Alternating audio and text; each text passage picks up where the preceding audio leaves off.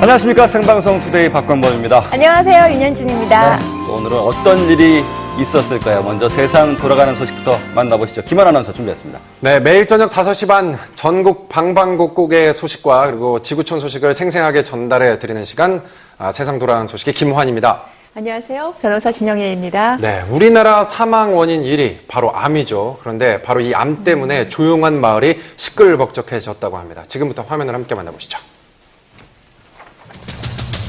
27가구가 살고 있는 작은 마을, 소문난 장수마을이었는데요. 하지만 평화롭고 조용했던 마을에 검은 그림자가 드리웠습니다.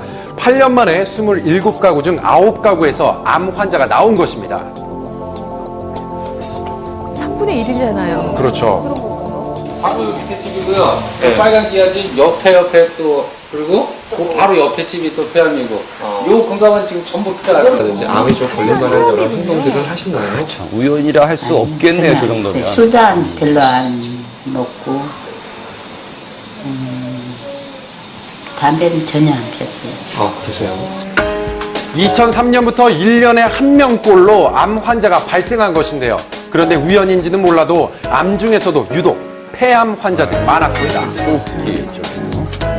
이 동네 암덩어리라고요. 지금은 그냥 어떻게 되는지 모르겠어. 그래요. 걱정해. 이런 늙은이들은 그냥 이제 갈 때가 됐는데 젊은 사람들이 걱정이지 뭐야. 암의 공포로 떨고 있는 마을은 공장이 밀집된 공단 지역과 멀지 않았습니다. 청정 지역으로 소문났던 과거에 비해 환경이 안 좋아진 것은 사실인데요. 하지만 아직 정확한 원인이 밝혀지지 않아 주민들은 답답하고 두려운 마음으로 하루하루를 보내고 있습니다. 오랫동안 작은 마을을 지키며 함께한 어르신들.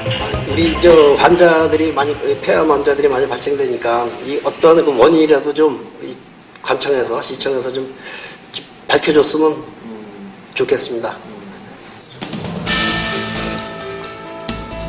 오랫동안 작은 마을을 지키며 소박하게 살아온 이들, 마을 사람들은 더 이상 암 환자가 나오지 않기만을 바랄 뿐입니다. 네, 하루빨리 암이 발생하는 원인이 밝혀져서 마을에 계신 어르신들의 마음을 좀 가볍게 해줬으면 좋겠습니다. 자, 다음 소식입니다. 자, 제가 들고 있는 이게 뭔지 아십니까? 이 주변에서 쉽게 볼 수 있는 바로 노끈입니다.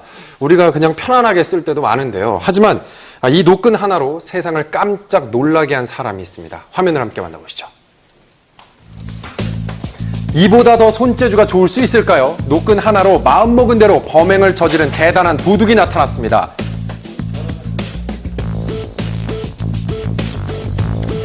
가게 앞을 서성이는 한 남성, 주머니에서 뭔가를 꺼내더니 어느새 손에는 가게 안에서 훔쳐나온 물건이 들려 있었습니다. 범행 도구는 노끈, 범행 시간은 단 10초. 저도 쉽게 열려요? 황당했죠, 그냥. 아니, 이럴 수도 있구나. 놀랍죠. 놀랍고 어이없고 황당하고 무섭기도 하고요. 자신을 두 주먹 붉은 피로 불러달라고 한 용의자. 그는 투명한 유리문만 골라 범행을 저질렀는데요. 이중 잠금 장치를 하거나 안이 보이지 않게 조치하는 것이 필요할 것 같습니다.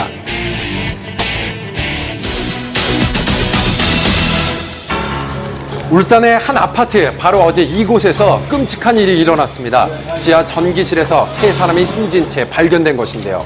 숨진 세 사람은 아파트 관리사무소 직원이었습니다. 당시 2명은 피를 흘린 상태로 사망한 상태였고 또 다른 한 명은 배관에 목을 맨 상태로 발견되었습니다. 지하 전기실은 주민들의 출입이 통제된 곳, 직원들만 드나들 수 있었는데요. 아직까지 외부 침입의 흔적이 없는 상태, 사망한 2명에게서는 타살의 흔적이 보이고 한 명은 목을 메어 자살한 상태로 발견되었다고 전해지고 있는데요. 4년 동안 함께 일한 이들 사이에 어떤 일이 있었던 걸까요? 세 사람 간의 원한 관계는 확인된 바 없습니다. 경찰은 동료를 살해한 사건을 추정하고 정확한 사건 원인을 조사할 것이라고 밝혔습니다.